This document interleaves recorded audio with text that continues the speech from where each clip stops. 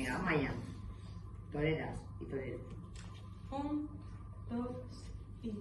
La gente me señala, me apunta con el dedo, susurra a mis espaldas y a mí me importa un bledo. ¿Qué más me da si soy distinta a ellos? No soy de nadie, no tengo dueño. Yo sé que me critican, me consta que me odian, la envidia les corroe, mi vida les agobia. ¿Por qué será? Yo no tengo la culpa, mis circunstancias les insultan. Mi destino es el que yo decido, el que yo elijo para mí.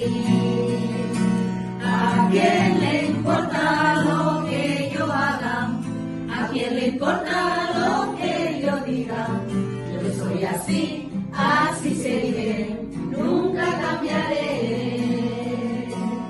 Quizá la culpa es mía por no seguir la norma, ya es demasiado tarde para cambiar ahora. Me mantendré firme en mis convicciones, reforzaré mis posiciones. Mi destino es el que yo decido, el que yo elijo para mí. ¿A quién le importa lo que yo haga? ¿A quién le importa lo que yo diga? Yo soy así, así seguiré, nunca cambiaré. ¿A quién le importa lo que yo haga? ¿A quién le importa lo que yo diga?